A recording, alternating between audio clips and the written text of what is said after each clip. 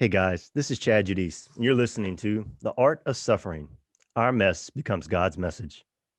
In chapter 9 of St. John's Gospel, there is a long narrative about a blind man that Jesus healed, whose physical disability became an instrument used to make the reality of God's divinity and presence with his chosen people more visible to them.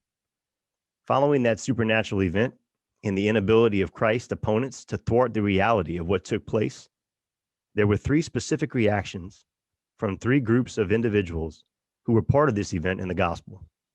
As I ponder on the journey I have embarked on as a husband, a father, a man, a teacher, and now the director of catechesis for the Diocese of Lafayette, I can see the gradual progression in my own conversion within each group in the gospel. Each decision along the way brought me one step closer to who God created me to be and one step away from who the world told me I had to be. After Jesus rubbed spittle on the blind man's eyes and instructed him to wash, the man returned with his sight. Although the miracle was a manifestation of Christ's divine power, it was only a sign pointing to a deeper spiritual healing that he would have to give to humanity in his sacrifice at Calvary. They brought to the Pharisees the man who had formerly been blind. Now it was a Sabbath day when Jesus made the clay and opened his eyes. The Pharisees again asked him how he had received his sight. And he said to them, He, Jesus, put clay on my eyes, and I washed, and I see. Some of the Pharisees said, This man is not from God, for he does not keep the Sabbath. But others said, How can a man who is a sinner do such signs? And there was great division among them. The Jews did not believe that he had been born blind and received his sight until they called upon his parents and asked them, Is this your son, who you say was born blind? How then does he now see? His parents answered, We know that this is our son and that he was born blind. But how he now sees, we do not know, nor do we know who opened his eyes. Ask him. He is of age. He will speak for himself. His parents said this because they feared the Jews. For the Jews had already agreed that if anyone confessed Jesus publicly to be the anointed one, the Christ, they were to be put out of the synagogue. So for the second time, they called the man who had been blind and said to him, Give God the praise. We know this man, Jesus, who stands before us, is a sinner. The blind man answered them, I have told you already, and you would not listen. Why do you want to hear it again? Do you too want to become his disciples? And they, the Pharisees, reviled him, saying, You are his disciple, but we are disciples of Moses. The man answered, Why is this marvel, you? You do not know where he comes from, yet he opened my eyes. They, the Pharisees, answered him, You were born in utter sin, and would you dare to teach us? And they cast him out. Jesus heard that they had cast him out, and having found him, he said, Do you believe in the Son of Man? He answered, Who is he, sir, that I may believe in him? And Jesus said to him, You have seen him, and it is he who speaks to you now. The blind man who could now see said, Lord, I believe. And he worshiped him. As I reflect on that passage and the outcome of the events in question, I am hoping you can do the same while reflecting on this scenario in your own life. Like the blind man's parents, I have been in awe of God's obvious intervention and work in my life, but also fearful of how witnessing that in public would be perceived and received by others. At other times, I've been the Pharisees, choosing to live in denial rather than conforming to the truth that would have brought about a needed change in my life that not only benefited myself, but most importantly, those around me I love the most. Only now, 12 years into this journey, can I, like the man born blind, in fortitude, stand with holy boldness and witness in joy the miraculous transformation that has occurred internally, but now manifests so easily externally to the world without worry. Conversion is not a one-time thing. It's a lifelong thing. If your last conversion wasn't a minute ago, well, it's been too long. Sometimes when we don't know who we are, We can't ever come to terms with who God is. Living a false narrative of what the world perceives us to be is much easier than the transformation that leads to becoming who Christ created us to be. I have often got so caught up in being the main character in the story I was writing that I failed to realize I was just a supporting cast in the one God was. God makes it clear in the midst of my own cross that what I do in this life doesn't define who I am and who I'm going to be next. Father Matthew Higginbotham, a priest in the Diocese of Lafayette, writes the following about the journey I'm going to share with you guys today from my third book, Growing with Eli. I first met Chad Judice when he was a teacher and coach at Cathedral Carmel School in Lafayette, Louisiana. It was clear to me this was a young man of great passion and intensity. Salvation history has shown that the Lord has a way of using things a man fears the most to bring him to the place he needs him to be. The birth of Elijah Paul Judice would mark a new beginning in the life of the Judice family, and what has unfolded since is nothing short of a miracle. It was what grace can do for one who moves from fear to faith, from despair to hope, from self-love to sacrificial love. What is a real man? Catholic psychotherapist Dr. Philip Mango answers, he's not a bully or a wimp. He transcends his own ego, his own fears, his own selfishness, and sacrifices himself as a gift to those he's called to protect. In this stirring testimony of humility, a young husband and a new father reveals an understanding of what that meant while striving to become a man after God's own heart. The road to real manhood is not an easy one. It is marked by trial and great sacrifice, intense prayer, and at times copious tears. Still, it is a road that every man must travel, a crusade every man must take up if he wishes to become all that God has created him and called him to be. In this podcast, you will meet or be reunited with one man who made the faith-filled decision not to run and hide, but to stand and fight the good fight. A man who freely chose to overcome his own ego, his own fears, and his own selfishness, to sacrifice himself as a gift to those he was called to protect. In St. Paul's letter to the Galatians, he writes that he would boast of nothing but the cross of Jesus Christ, through which the world had been crucified to him and he to the world. I have spent years sharing my son's story, but today I'm going to share mine, how I learned the art of suffering and allow God to take my mess and turn it into his message. I'm joined once again today by a friend who was with me last time, Kyle Malonson, a former guest on the program, who is not only a very close friend, but also someone I've had a chance to walk with and provide ongoing formation to in his role as a youth minister and young adult formation coordinator at Holy Cross Catholic Church. He doesn't just serve the church parish, but also serves in the diocese as the area contact for Life Teen International. Kyle, I know you've read all three of the books, and I know most recently you kind of reread this one. I'm just going to ask you, as we're starting this interview off, can you give a little impression about the impact these three books, specifically Growing with Eli, had on you and on our friendship, and your perception of lots of things, I guess, that I talked about in this book that you related to?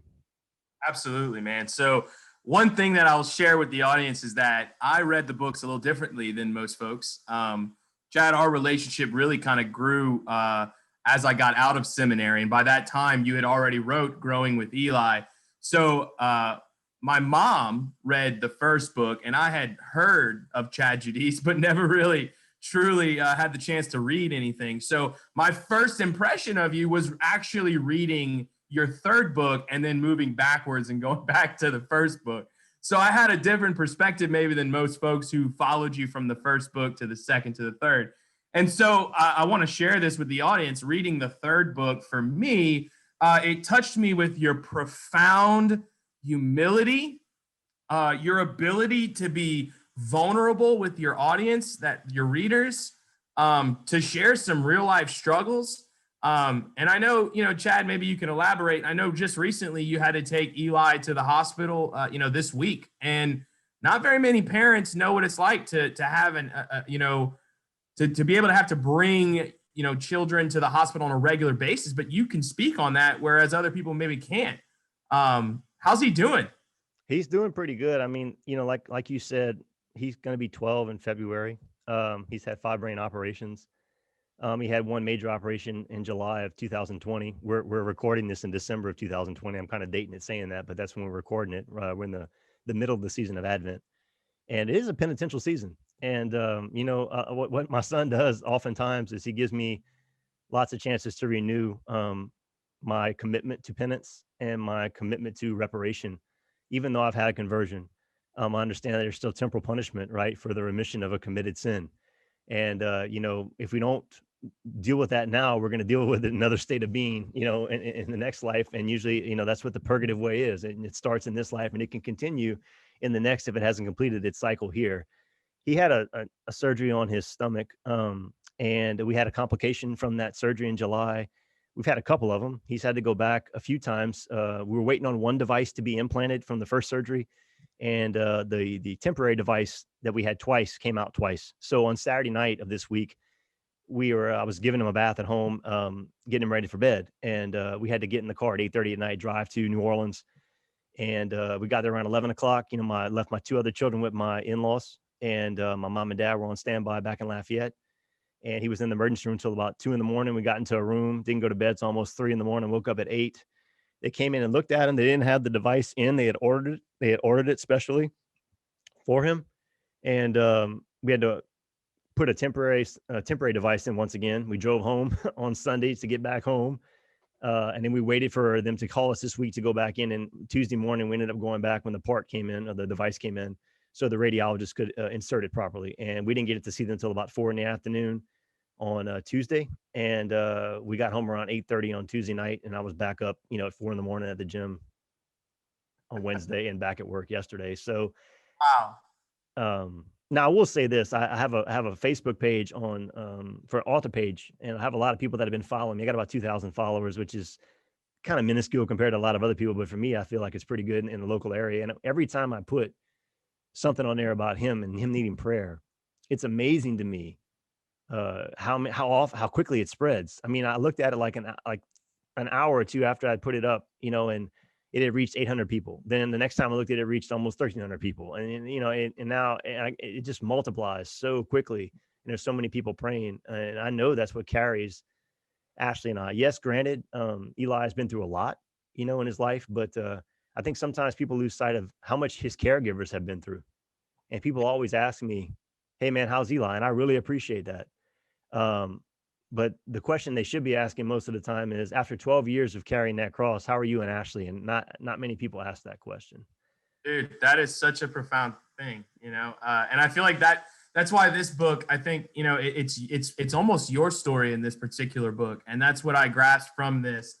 I'm going to read something because as a Catholic teacher myself, when I left seminary, I went right into teaching at Hanson Memorial High School. You never really hear as a teacher the good that you do. It's very rare that you get comments of success. And I just wanted to read this from Grace O'Brien. And I just wanted to share because I think that it speaks volumes of how awesome this book and what it could do for someone's soul. Mr. Judice, I just wanted to thank you for everything you have done this year. You have taught me so much. I am truly grateful because you have deepened my faith. Before this year, religion had always been Jesus love you with rainbows and butterflies. You have showed me how to deepen our Catholic faith and that Jesus wasn't someone who just stood by and talked about love. He told people the truth, even if it was hard to hear. I have come to understand what St. Paul says often in the letters: conversion is a lifelong process. Thank you for putting me on the right path and giving me the push that I needed. I always said that when I read this, your vulnerability spoke volumes, and your willingness to talk about difficult topics as a man growing in faith. And like, I love what it said about, our Catholic faith, it can't be sugarcoated anymore. And it needs some people who are going to defend the truth and stand up for truth. And you live that. So I want to start off by talking about marriage and the infidelity that it takes on in many forms today. So Chad, would you please take the audience back to the time before your first son, Ephraim, was born, and how you were not ready to be a father. And can you talk about that experience and how it really opened your eyes to maybe your own brokenness? Oh, absolutely, man. I mean, like this is the hardest part of this kind of, I think about how to do a presentation on this book. It's kind of hard because it could also almost be three individual talks on different stages of my life, and I'm trying to like mesh them all into one. But if you're looking at this on YouTube or on like social media somewhere, and there's a video component, you can probably see I have a picture up there of a basketball team that I coached back in 2003 and 2004. And my first son, Ephraim, who's now 15 years old, as we're recording this, he was born in January 26th of 2005. And I remember after this amazing season, I came home one day from practice, and a lot of people that are a lot younger than you and me are going to find this really hard to believe, but I didn't have a cell phone until I was 27 years old. And it wasn't even one of the cool iPhones like we have right now. It was one of those flip phones, from like AT&T.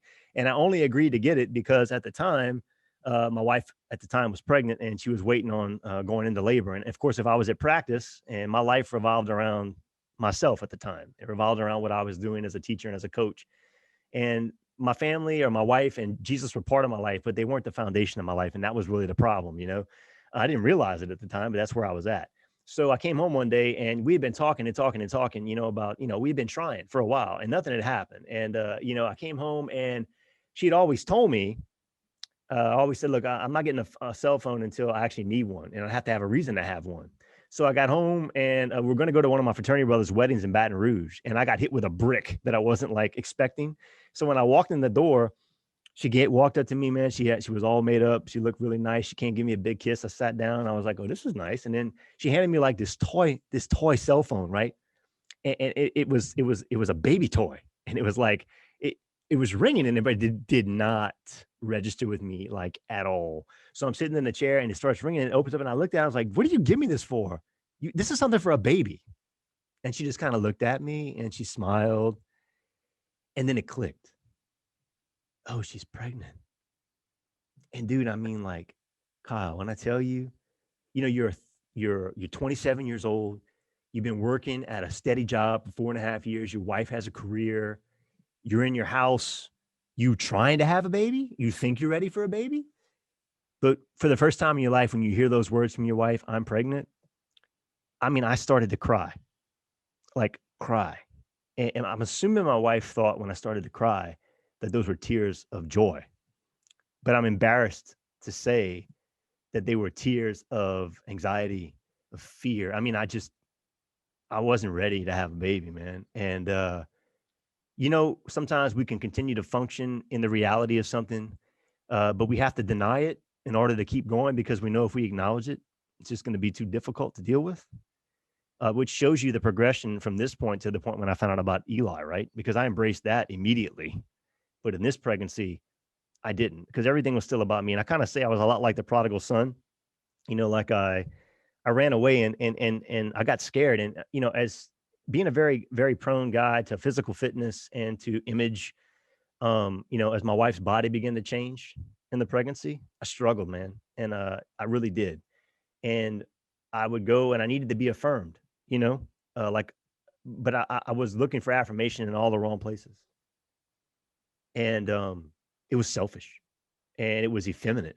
Like I didn't realize, and when I say effeminate, I mean like I wasn't willing to do anything difficult, right?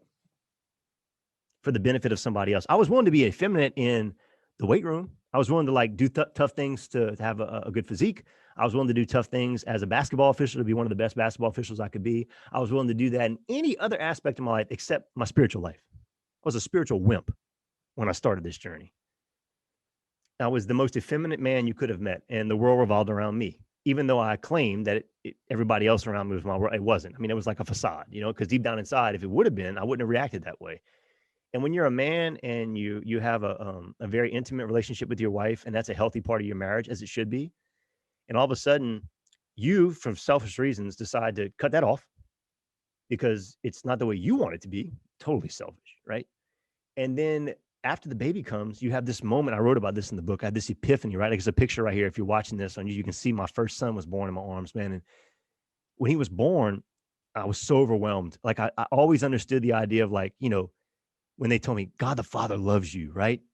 Well, like I could like kind of understand that. But when my son was born, I didn't love anything or anybody that way. And for the first moment in my life, I realized, man, if I can love this little baby this way, just from seeing it for 1 second, how much does God the Father love me as his son? Now, I wish that epiphany would have taken root, man, and lasted for a really long time, but it slowly went away. And when it went away, I got back into my old habits, and that's when God really sent a lightning bolt in my life that I say is my lifeline that really saved me. And if you've read Waiting for Eli, which is the first book in the series, I talk about how these men that I encountered really challenged me to become the man that God had created me to be. And Father Joe Bro, who we're going to talk about a little bit later on, he played a big role in that too. But you can see these pictures of Ephraim when he was younger and now when he's a 15-year-old. And like, I could never, ever, ever have become the father that I was called to be had all this stuff never happened in my life. And he would not be the young man he is today. And I know you're going to hit on this later on without having the brother that he has. So that's where I was at, man. I mean, like I wanted to be loved, but when I wasn't getting loved the way I needed to be loved, I ran to find it the way I needed to be. I needed to find it, and it wasn't healthy. I needed to feel like I had value and worth. But when I wasn't getting that from the person I wanted it from the most, which is my wife, through no fault of her own. Now, I mean, there was other reasons why these things were happening. I mean, not that there's not two sides to a story and that women don't have any role to play in this, but this is about me. And I want to focus on what I did wrong, not what my wife did wrong. And even though she was in the wrong in some places, I could have reacted differently, but I wasn't mature enough spiritually to be able to do that, So I want to take responsibility for that. So when I didn't feel my value, I went to find it, right? When I didn't feel like I belonged in that community of that marriage that I was in, I had to find some substitute for that, and I didn't commit like an actual infidelity with another person. But I did what a lot of people do. I committed an infidelity with a computer screen. I don't think I have to say anything else. Any guy listening to this knows what I'm talking about. Priests hear this confessed over and over and over and over again. And I'm going to tell you why men do this. They're hurting, they're lonely, they're vulnerable, and they don't want to be rejected. And if they already have somebody in their life who is inadvertently, through no fault of their own, giving them some type of feeling of rejection in that area, and they have any kind of semblance of fidelity to a commitment, which at least I had that. A lot of people today don't, but at least I had that. The next easiest thing to do is to go to a place where you can't be denied. And when you go and fall into that, you slowly fall into this deep realm of sin. Jesus said, whoever commits a sin is a slave to sin. Well, I'm here to tell you for sure that if you don't control your passions with your intellect, your passions and your will control you. And that's what addiction is. And I mean, I didn't have it full blown as a lot of people I've read about have had it, but it was a staple in my life that it needed to be eradicated. And God took drastic measures to get rid of it. So when I got to St. Thomas More, everything on the surface looks good. I think we do people a disservice where when we're kids growing up, we say, hey, you know what? You see people that are in comic books, they're a good guy and a bad guy. And the bad guy is just a bad guy with bad qualities that always does bad things. And if somebody happens to be good on the outside, then it looks like they're okay. But you can be perfectly fine on the outside and be totally corrupt on the inside, and nobody knows it. And dude, I got news for you. You're not okay at all. And I had a friend die of cancer earlier this year who had fought ovarian cancer for 6 years. And her sitting at her bed, her deathbed before she died, looked at me and said, I know you're a changed man, but you were okay before. And I was like looking at her and I said, no, I wasn't okay before. I was not okay. I might have looked okay, but I was not okay. If you're a dude listening to this, straight up, and you have a woman that you love, that you're supposed to honor and cherish the way Jesus Christ laid down his life for his church, and you are looking at a computer screen and masturbating, you're not okay, dude. You got a problem, and you need to deal with it. And I'm the guy that's going to stand you, look you dead in the eye like somebody did for me and say, hey, you need to deal with it because you're not the person God created you to be when you're doing that. And you're never going to find fulfillment in that. It's only going to leave you lonely and wanting for more.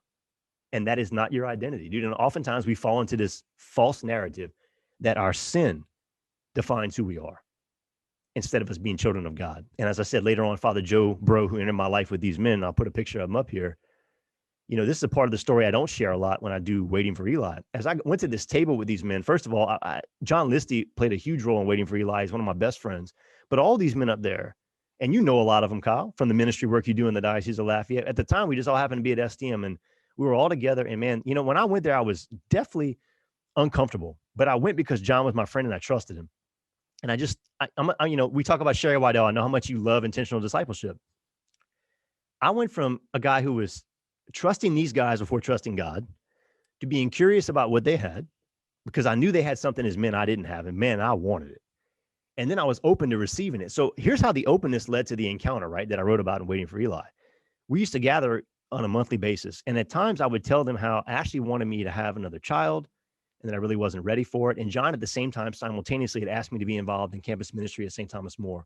And I realized that if I stood up in front of high school kids and witnessed about Christ, and I was living a mortally sinful life, I was a hypocrite. And I can't stand being a hypocrite. So, man, I dove into scripture. And every time I felt a temptation to sin, I would grab the scripture and I would begin to read the scripture. And that temptation would go away. It had no power over me, man. It says in the book of James that if you refute the devil, if you fight the devil when he comes and you refuse him, he'll leave you. And then if you seek God, God will come and you will find God. And I did. And I got to a table one night after doing this for months and starting to do ministry. And I had shared something with one of the other guys at the table after going through a couple of experiences at STM and its ministry program. And I got to a point where I wanted to have another baby, and I really wanted to have another child. So I met my wife where she was at, but there was something holding me back. And they really challenged me that night and called me out on it, man. And when I got back home, I told my wife, I was like, man, I don't know if I'm going back. Like, I was hurt. But like you said earlier, the truth hurts, but sometimes you got to hear it, man, because they'll set you free. And this is just one example of that. And would you know that I went back the next time after Ashley and I had gone to Mexico for a second honeymoon. And when I came back, we were pregnant for Eli. And I think anybody that's read Waiting for Eli really knows the rest of that story. But there was really something significant that happened one weekend before he was born. And I know I had kind of prompted you, but like, let's just kind of run through that. If you want, I'll just go ahead and share what happened.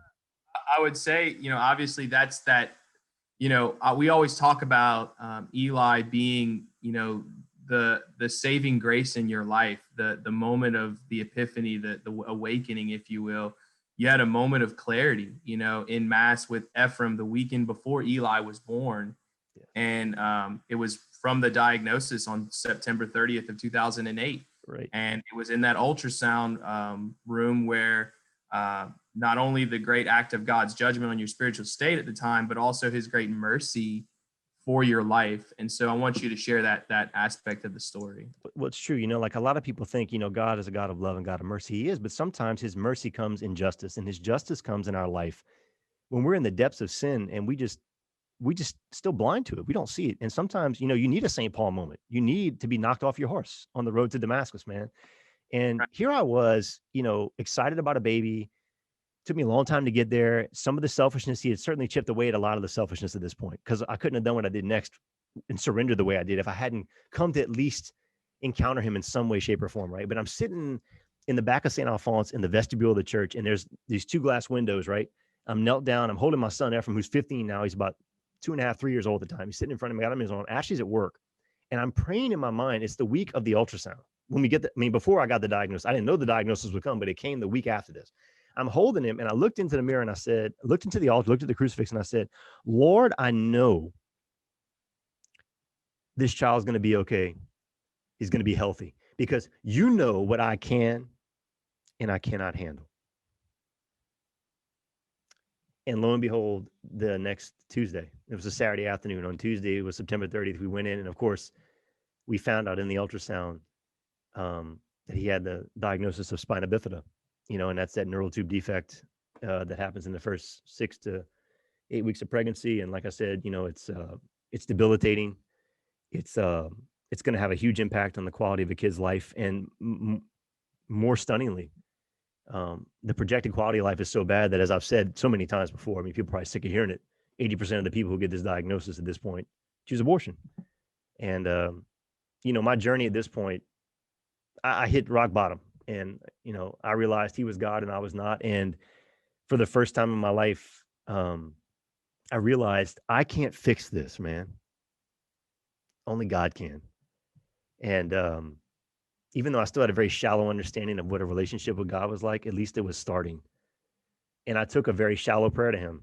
I said, hey, can you fix this? Because if Jesus Christ is who he says he was, then there's nobody else that can change this. And of course, at the time, this is me speaking from a place of fear, me speaking from a place of, I can't handle this, Lord. You know, I can't handle this. So just help me. And, you know, in my mind at the time, help was heal Eli so my life will be easier. Right? It's the wrong prayer, man. It's a natural prayer for somebody who's in that state, but it's just spiritually, it's like it's for lack of a better word, it's just asinine spiritually. It makes no sense to pray that prayer because as you know, as time goes on in the book, I eventually reveal that I came to realize, and this only happened years later, that Eli never needed to be healed, bro. I did. He was never the one paralyzed in his faith. I was the person paralyzed in mine. And God didn't send me, Eli, right, to take care of me. I mean, for me to take care of him, he sent Eli so that Eli, through God, could take care of me. And that's kind of what this story is in this book. And you know, after he was born, right, this forget the trust, curiosity, and openness. I mean, it's just like full hook, line, sinker, seek, seek, seek, seek. And I'm still seeking. I mean, you know me, dude. I mean, I'm still seeking, you know, and that's what I always love about you is that you don't take things at face value. And I've always been impressed with that. You dive deep until you know truth. You know? I mean, I won't take it. I mean, no offense to anybody. I don't care what your credentials are. I don't care what letters behind your name. I don't care what your reputation is. I'm going to go read the substance of what you're saying. And I'm going to look and see, is this subjective thing that you are projecting? Is it backed up by an objective reality of divine revelation? And if it's not, then, you know, there's this card game that I'm not very good at, but I like the name of, and I'll call it. You know what I'm saying? Because this is truth. And if it's not truth, then nothing's true. And, you know, that's the way, and it's not true because I believe it. I've come to believe all this stuff because I've honestly done the homework and the research and realized that it's true. And whether I want it to apply to me or not in my humanity, dude, it does. And that's where apologetics comes in. I mean, when I started sharing the story, like I dove into apologetics and I realized if I was ever going to teach the faith to young people in the classroom the way I had done earlier in my teaching career with another subject, I needed to be an apologist, not just a witness. I need to be able to defend the faith. So that's where the dive for knowledge comes in. And that's where it continues today. And I really do love the fact that, you know, even in the book, I have a very Carmelite spirituality, you know, and, you know, in the book, you even have a complete chapter called The Dark Night of the Soul, you know? And so as a person who has like a Carmelite love in his heart, you know, with even Teresa of Avila and the interior castle, you know, the recognition of like, I can't fix this, you know, only God can. Right. I've always, you know, that always struck me too, as, you know, reading this book is the Carmelite spirituality that comes out of it, you know? Yes. Yes. So I know that there was some turmoil, you know, in the years following Eli's birth and the birth of Ezra, your third son, whose pregnancy you also chronicle in this book. Can you share about the journey within this journey that happened when he was born that confirms your devotion to Our Lady of the Holy Rosary? Absolutely. And I mean, I'm a student of Dr. Taylor Marshall. I'm not embarrassed to say that to anybody today, although that some people in the Catholic world have an ill look at him. I think that that's misplaced. And I don't think they're being completely objective about them looking at the substance of what he's presenting. But I was a student of his for a long time at the New St. Thomas Institute, and he has a devotion to the Blessed Mother. And I watch him pretty frequently on his podcast. And he's always saying, hey, man, if you don't pray the rosary every day, you're not on the team. And, you know, so, I mean, I've been praying the rosary since I found out about Eli, and it's, you know, that devotion has grown in my life. But, you know, after Eli was born, obviously there's going to be some setback and fear, right? I mean, a little bit of uncertainty in having another child, just because of the experience you have in that kind of pregnancy. And it's not a quote unquote normal experience. It's not what normal people go through when they have a healthy child that goes through a typical 9 months of pregnancy and enters a home. That's a big enough adjustment by itself. I've done that 2 times, right? With 2 other children. So I know that. I understand that. This other perspective is one that most people don't get to experience, because I would never want this to happen to anybody unless it was something like me that was necessary that would bring them to God. Then I would want it to happen in their life. And I mean that in a sincere and loving way. But we found out about Ezra. Eli actually, in a prophetic way, if you read in the book, he kind of pre-announced the coming of Ezra. Like we knew we wanted to have a baby. We were talking about it, after many years with him, and he communicated that to my mother-in-law. And it was when my wife and I really were just kind of throwing the idea around, discussing it, and we hadn't really tried to get pregnant at the time.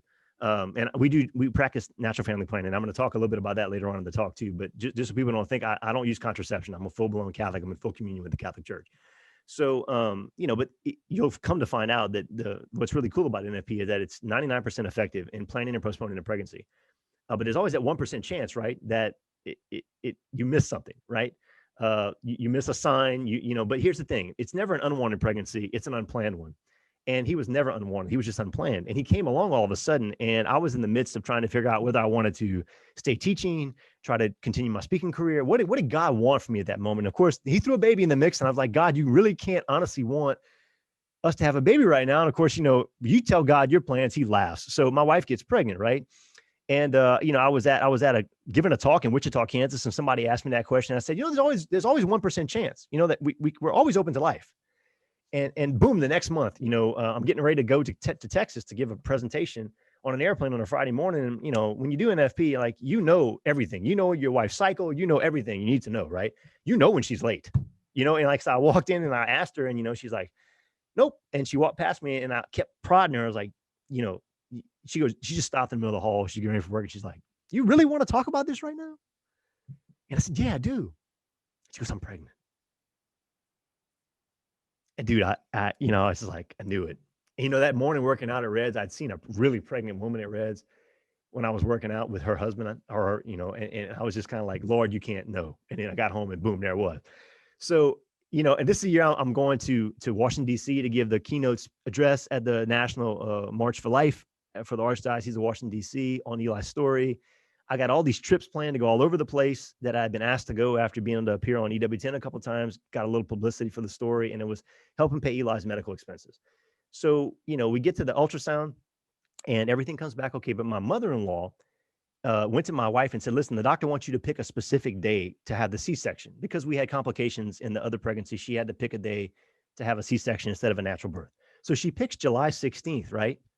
2014. And my mother-in-law gives me this prayer card, dude, right here. It's one right here. If you're watching this on YouTube or social, you can see it. It's one of Our Lady of Mount Carmel. Why, when we started this, I asked her for intercession. So she said, pray this every day for the health of the baby and the health of Ashley. So man, I was dedicated to prayer and I would do it every day. So I was at a talk and I decided for whatever reason that my time at STM was up. It was time to move on. I was going to venture out and try to do the speaking thing, which sounds crazy, right? I have no other job set up. I have no other income past May of that year or June of that year, whenever you get your past paycheck of the year. But I'm going to go out and I had things scheduled and I'm going to go speak. Well, the minute I resigned and decided I wasn't coming back, one by one, all those talks just fell out of place, man. Like it just started falling one by one. For whatever reason, I couldn't go. And I am freaking out. I'm like, Lord, I just walked off the cliff to do what I thought you wanted me to do. Please help. Well, lo and behold, my former principal who hired me had moved to Catholic High in New Iberia, which, by the way, is where that student who you read that quote from comes from at the beginning of the show. And I ended up teaching her class this year when I went over there and I applied for a job over the Easter break. And I came back after they offered me the job and I went to a mass there because I wanted to kind of familiarize myself with the culture there before I got ingrained in there. And I'm sitting at the end of the mass, man. And I've been praying this prayer to Our Lady of Mount Carmel for months. And they stand up, and at STM, when I taught there, everybody stands up and you always name the patron saint of the school and ask them to pray for you after you pray, right? I mean, you know that from teaching at a Catholic school. So I get up and all the kids go, Our Lady of Mount Carmel, pray for us. And I was like, okay, dude, I know why I'm here. And sure enough, my son was born. He should have been born early, but he was born July 16th, 2014, the feast of Our Lady of Mount Carmel. And I always tell people, you can give all the apologetics about the Blessed Mother you can from sacred scripture, sacred tradition. Some of the best witnessing to the reality of her intercession is a personal witness and a personal story that ties in all that stuff. She really is the queen of heaven and earth. She sits at the right hand of her son, just like King Solomon's mom, Bathsheba in the Old Testament, in the Old Davidic kingdom, sat to his right. And whenever they needed something, they asked the queen to ask the king because he can't tell her no. And you see that at the wedding of Cana. When the first miracle needs to be done, who do they go to? Mary. And what does she say? The same thing she tells all of us. Do what he tells you. You know? Amen, brother. you know, um, you and I talk a lot about people who have been mentors. I consider you a mentor of my life and my journey. But you had a priest, Father Joe Bro, who really truly took you under his wing. And there's a retreat that I know that at STM many of the students go through, and that's Kairos. And I just kind of wanted to take a moment just to kind of look at some of the stuff that you wrote in this book. And you talked about the priest that you highly regarded, Father Joe Bro. He helped me take a long, hard look at myself. We began to walk the first step of a technique of self-examination, asking and answer the question of who am I? The answer is found in the four basic needs too common to all humanity.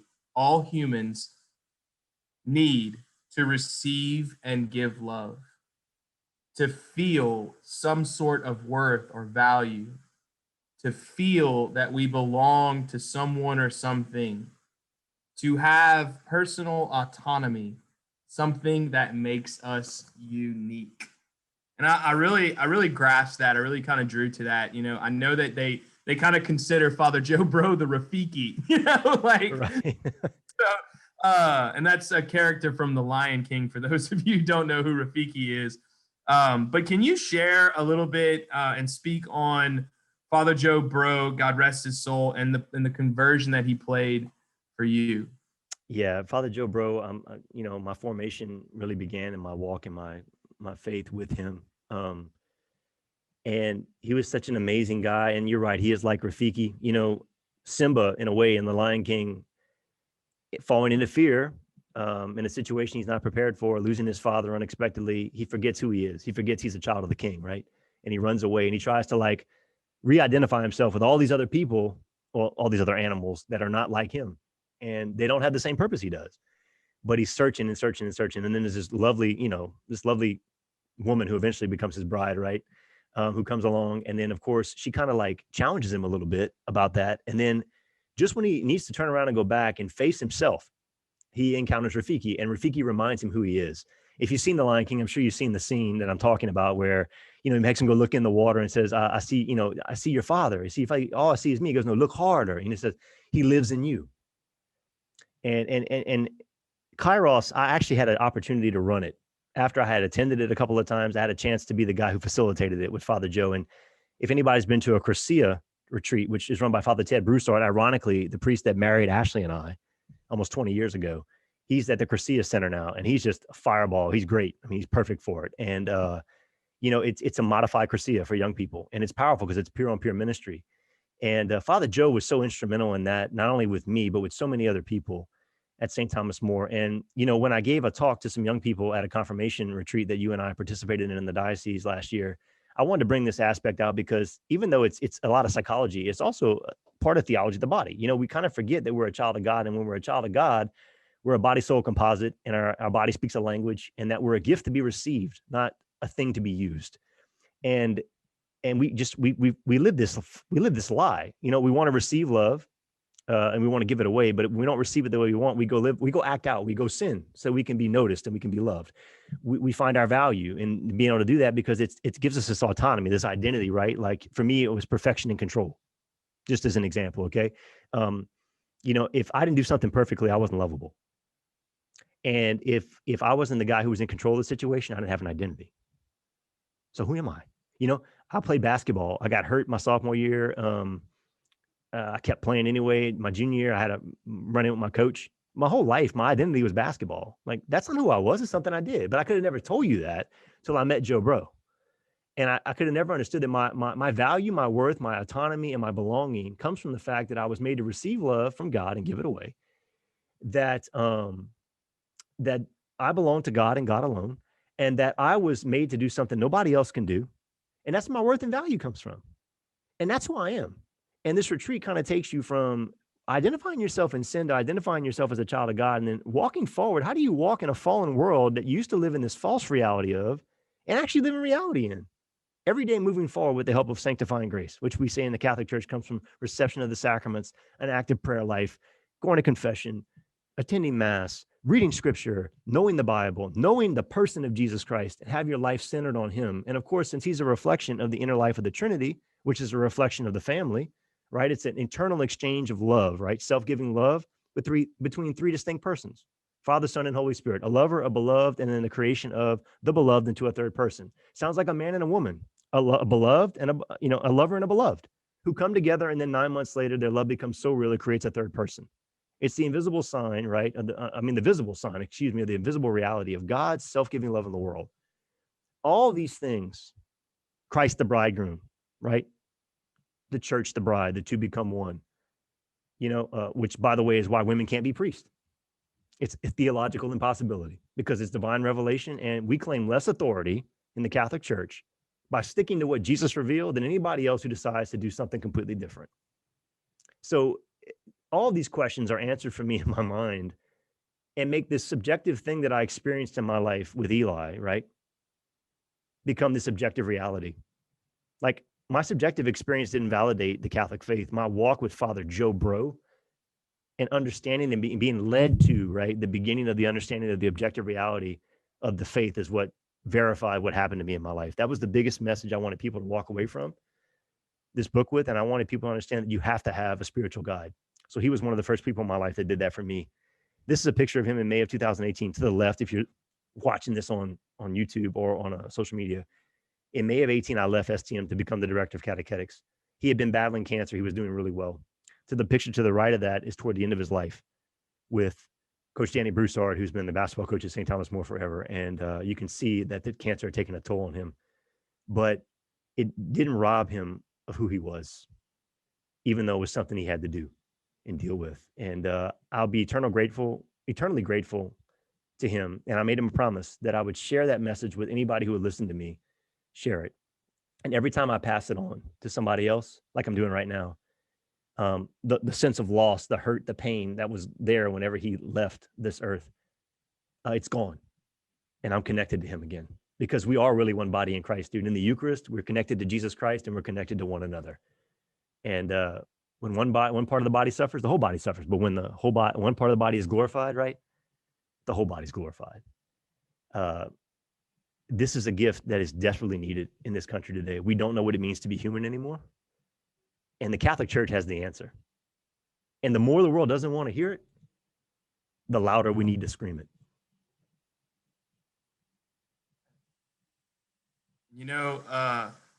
Obedience obviously takes on so many different forms. You're talking about this, that the church has the answer, but we like to fight it. I always think of Romans chapter 8, the flesh and the spirit, we're always battling. And I feel like this whole growing with Eli, this whole story is kind of that battle. It's kind of your internal battle of the flesh and the spirit coming to know God more deeply. But there was a saint, Pope, who was a big proponent in this, and that's Pope John Paul II with his theology of the body, and that the impact that it had on your marriage. It brought an end to the secular indoctrination to embrace, the artificial contraception. You talked about that earlier, despite being raised Catholic. So what role did he play? Like, how did that theology of the body impact you? I think, after Eli was born, I'm going to try to sum up a very long story very shortly for the audience. And if they want the full detail, obviously they can go into I want them to get the book and read it, but I'll just kind of give them a piece of it. I mentioned at the beginning of the show that TOB really showed me how effeminate I was. And if you see here, I have a quote up from St. Paul, right, in his letter to the Romans. It talks about the natural law. It says, for when the Gentiles who did not have the law by nature, that means by their design, right, they didn't have the law of Israel. They didn't have the 10 commandments, but God had designed within their heart. He wrote on their heart this natural law, right, that shows us right and wrong. You don't need the 5th commandment to tell you it's not a good idea to kill somebody, right? You should know that. So observe the prescriptions of the law. So by not having it, but living it from their heart, they lived up to the law. They are a law for themselves, even though they do not have the law. They show the demands of the law are written in their hearts, while their conscience also bears witness in their conflicting thoughts, and accuses or even defends them on the day according to the gospel of God, that God will judge their hidden works. So when we do things, we make decisions from our conscience, man. And having a well-formed conscience is so important as a Catholic. And, I'm in catechesis because, to be honest with you, for the past 40 years, we have not done this well. We have not formed people's consciences very well. And we've made it too much about emotion and sentimentality, which I think is important. But we have an intellectual side of the faith too that's really important, that helps you balance that out. And I didn't have the greatest formed conscience, but my conscience was being formed. And it's okay if you don't have the best formed conscience, right? You walk with people who meet you where you're at, but love you too much to leave you there and keep moving you forward, right? Until you can fully embrace the fullness of truth. And that's a journey that's different for everybody, so you just walk with God, with the people he's put in your path where he needs to put you. And the people he put there for a reason. And eventually you're going to get it. And for me, like, I kept praying after Eli was born. I knew that the divorce rate was already high in this country. It's like 50%. You can look at any statistic will tell you that. But for a family with a kid with special needs, it's even higher than that. It's like 80%. So I said, man, if my marriage is going to make it, I got to ask God, strengthen my marriage. That was my prayer, right? Well, you got to be careful what you ask for, because if you ask for something for God, he's going to give it to you. Well, I got a chance to teach at Catholic High, but I discovered some of this stuff before that. But when I got to teach at Catholic High, one of the things I had the privilege of teaching was St. Pope John Paul II's theology of the body. Totally transformed the way I see the human person, the way I see human sexuality, the way I see natural law. I mean, all these things are written in our heart. We're designed for a specific purpose. Our masculinity and our femininity is implanted within us. Our soul is masculine or feminine. It's the concept, the form of who we are. The material reality of who we are is our body and our matter, our nature. The efficient cause for our existence is our mom and dad coming together and cooperating with God to procreate us. And our final causality, the middle of philosophy here, our final causality, right, is, as it says in the Catechism, to know God, to love God, to serve God, and to be in union with God for all eternity. And after the fall, we lost this sense of what it meant to be in union with God. And we lost this sense that the Trinity is basically imaged in each individual person. And that the longing we have the most is for God. And that any human relationship we have is only a sign that points toward that ultimate union God desires with each one of us for all eternity.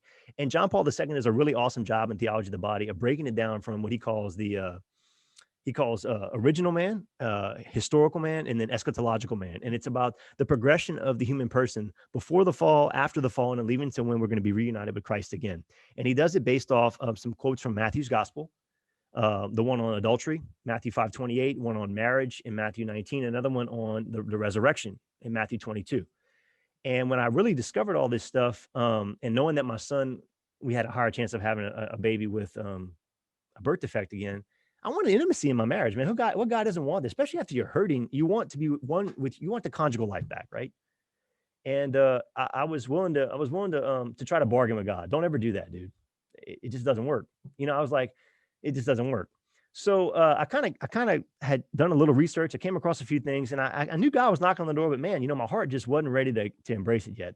So I was going around and I was telling Eli's story, man, and I was just starting out, and this guy came to STM and he knocked on the door at STM, and he came in and he wanted to visit with me. He was kind of vetting me to do a talk in one of his parishes in the diocese for the priest who was there.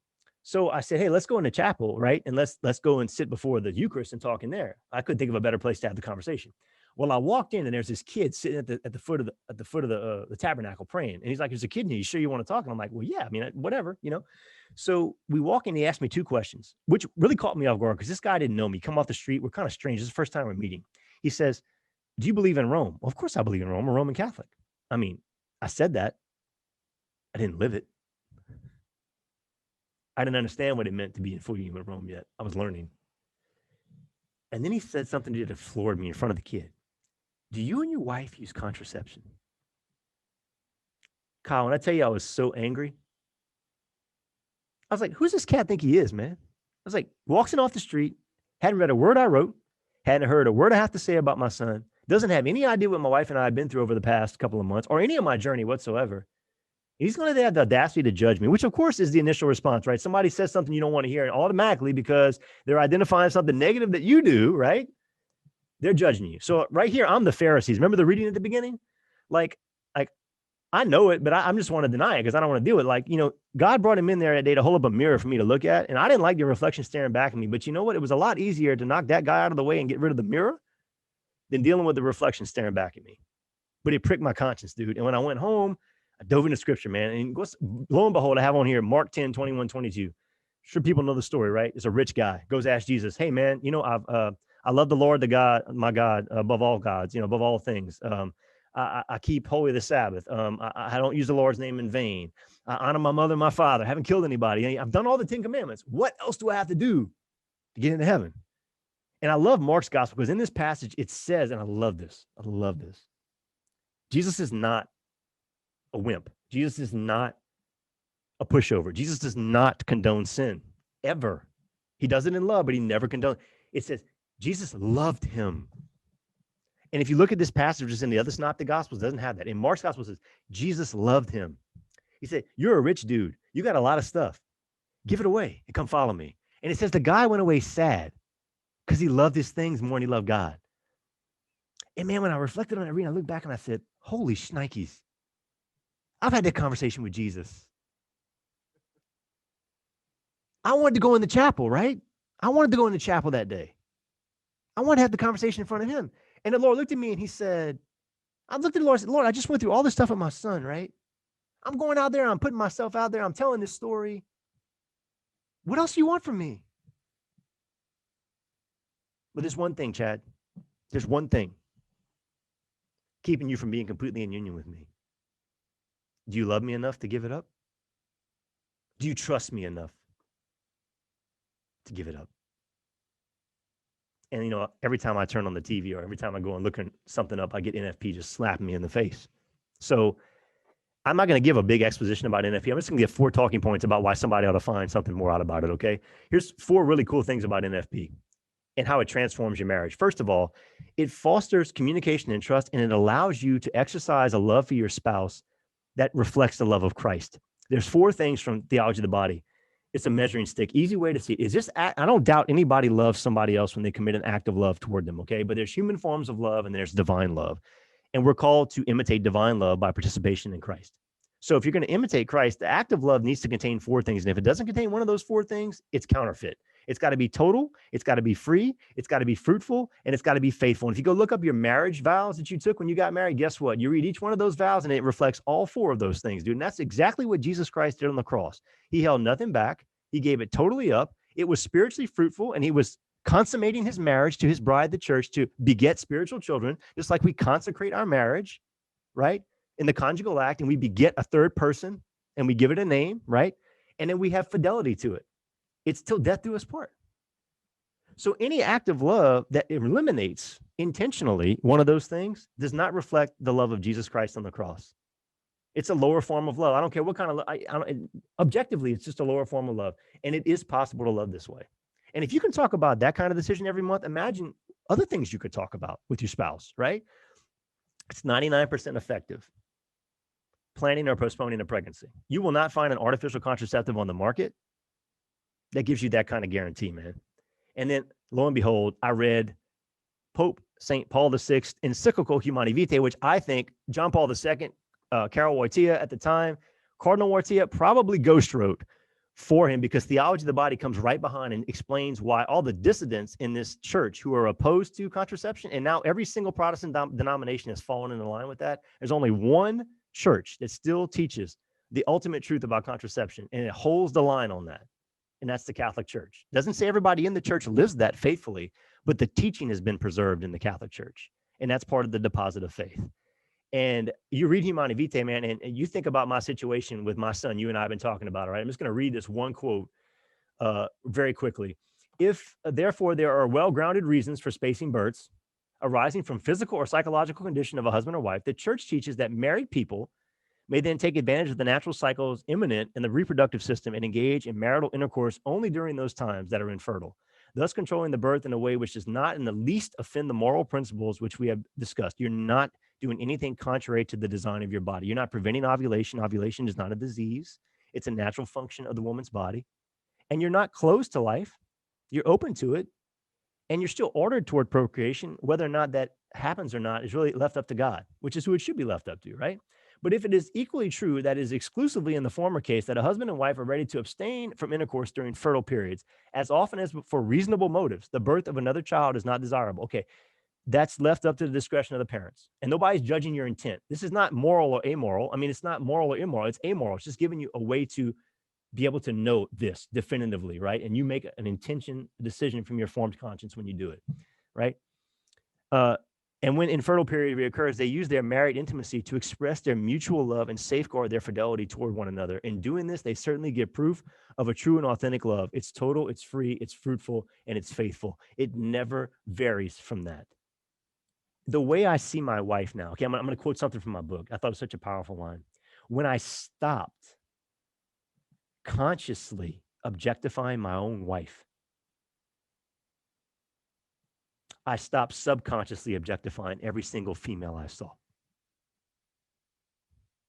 And instead of seeing what they were, I saw who they are. A whole person, body and soul, a person created for a gift. And it's the responsibility of every man to uphold the dignity of every woman, just as it's the responsibility of every woman to uphold the dignity of every man. This teaching helps you live that out. And of course, my fourth point, everybody buys life insurance when they get married because they're afraid that something might happen. And in the event of that, you need to protect your family financially, right? Well, if you could take out a life insurance policy or a marriage insurance policy on your marriage, like guaranteed, you're going to keep that family unit together. Less than 2% of people that use an FP get divorced. But the rest of the population, including Catholics who contracept, fall in that 50% range. Now, if I'd have heard those four things as a man and had a young guy with a beautiful wife up in front of me witnessing that to Ashley and I'd have been a lot more open to it than what happened to me when I went to Marriage Encounter. And it just seemed unreal and unrealistic and unrelatable. Now, like I said, I could give you all the details. You can go find out about that. Those are my 4 selling points for NFP. Man, I really do appreciate you sharing that. My wife always says, like we're so much more than our sexual or like our body parts and like our sexual body parts. There's so much more to a woman than that, and there's so much more intimacy that could be gained by practicing that free, total, faithful, and fruitful mentality in our marriages. I'm going to read something, Chad. Because as I think about this, I mentioned to you earlier before the show, as a younger brother, as an older brother to a younger brother, there's a line that brought me to tears when I read it for the first time because it made me think of me as a older brother to my younger brother. And, I consider you as a brother in Christ, a friend, something that, Sirach obviously said is a faithful friend is a sturdy shelter. Whoever finds one finds a treasure. Yes. So many of us, on this journey of Christianity, practicing these being obedient, as we talked about earlier, can sometimes be difficult. And we need community, we need fellowship, we need a brotherhood holding us up. So I'm going to read this line because for me, thinking back to waiting for Eli, when you wrote the books, they were for Ephraim. And so I'm going to read this line from your book. And the actual, I'm going to go ahead and give the actual title of the chapter. So the chapter is from chapter 9, Eli's Big Brother, a Kind, Gentle Soul. That's the chapter it came from. And the line says, "Buddy, what's wrong?" I asked. "I want Eli to walk," Ephraim replied. Since that unforgettable moment, on numerous occasions, I have found Ephraim lifting Eli from underneath his arms, off the ground. Eli, otherwise motionless legs, swinging back and forth in midair as Ephraim carefully carries him forward. Ephraim's head is turned slightly over his shoulders. He's wearing a big smile. "Look, Dad, Eli's walking." That really stuck out to me a lot as an older brother thinking of my younger brother. And, brother, there's a lot of people that you hold up as a man of God. And right now, in your role in the diocese, you hold up a very big responsibility. And much like Ephraim, we all need each other to hold each other up and hold each other accountable to the faith. And, all of the lessons that you share in growing with Eli are lessons that do hold people up. So again, I really do appreciate the opportunity to, to listen to you and to, hear the story again. So I really do appreciate it, Chad. Well, I thank you for being here, and I thank you for being my friend. And indeed, we've been blessed to find each other in our life, and I'm glad that I can be walking with you in this journey as well, because I need people around me that I know I can turn to, that I can trust, that support me, and I can bounce things off of and just be honest with, and I got thick skin, man. I mean, I've, you can be honest with me, and like I'm pretty good at taking criticism and trying to rework it and try to figure out what's needed and get it done. And I truly value your friendship, and I value the other guys that we walk with in this journey, and they've both been on the podcast. And right now, there's probably three of the four closest people to me in my life. Another guy that I really want to interview that I haven't had a chance to yet, is Lance Strother, who also walked with this. And he's a godparent of my of Ezra. Him and his wife have a great story. I haven't approached them yet about them, relaying it with the audience, but I'm pretty sure when I do, they're going to be willing to do it. So thank you for doing that, man. And I'm gonna close with one thing. I promise you I do this at the beginning.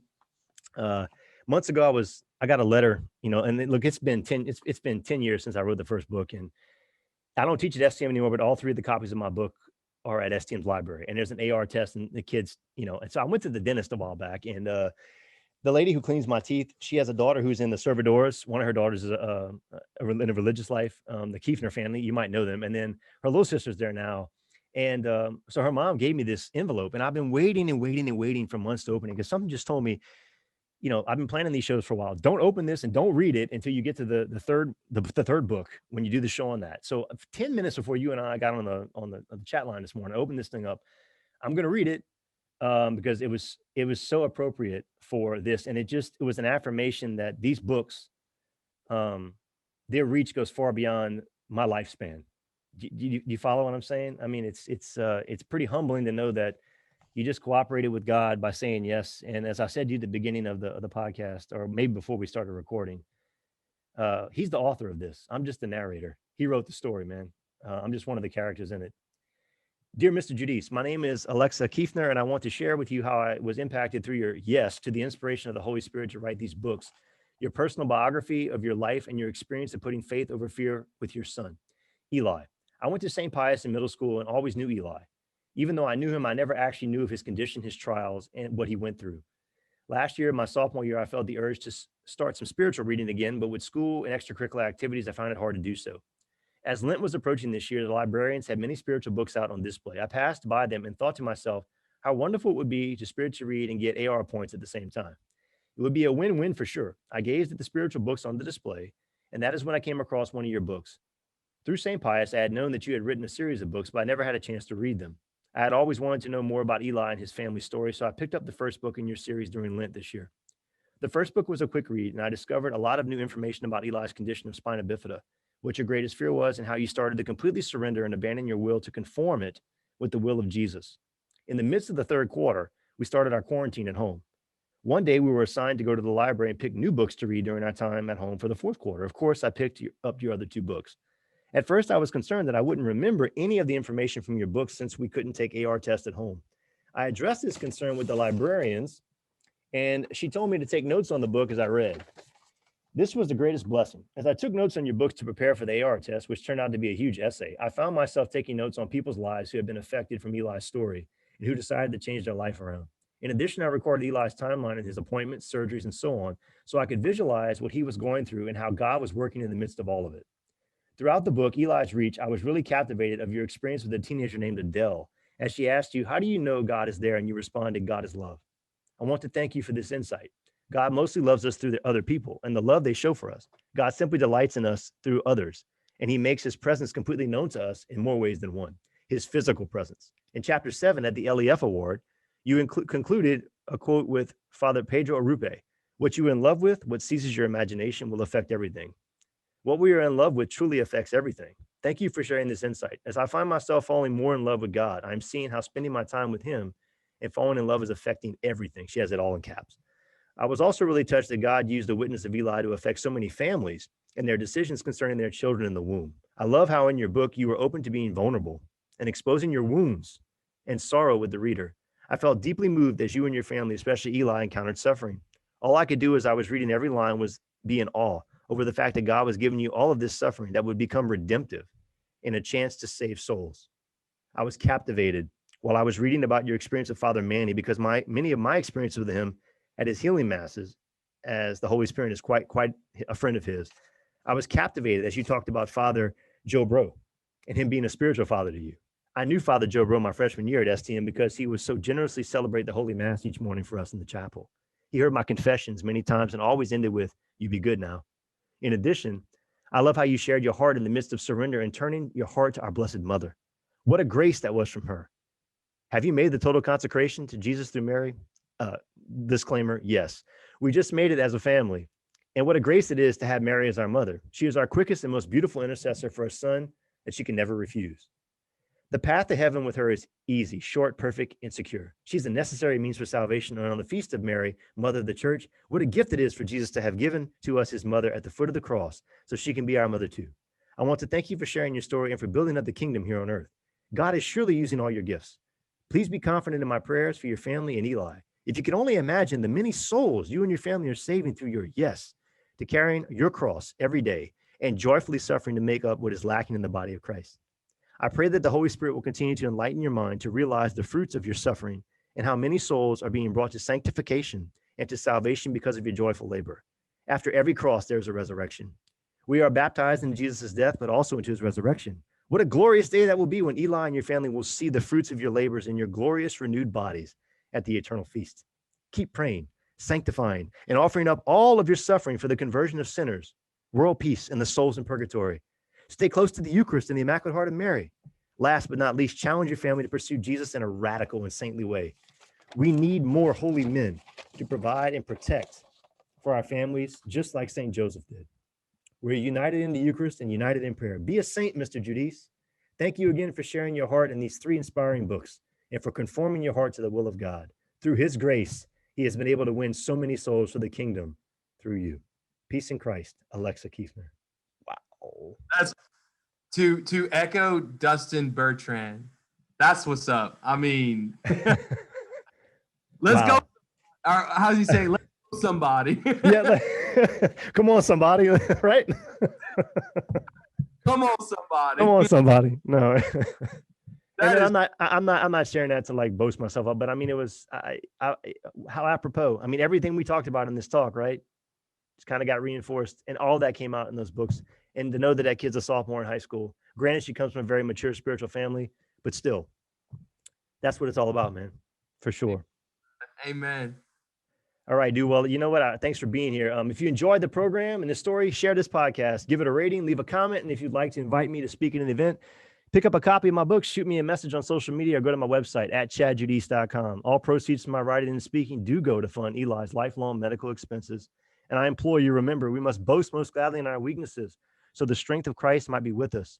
For when we are weak, we're strong. And it takes a Good Friday to leave behind who the world says we should be in order to rise with Jesus Christ on Easter Sunday to become the person he created us to be, a saint.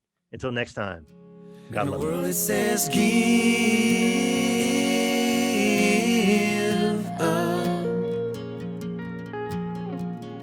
I did not yield. I gave my all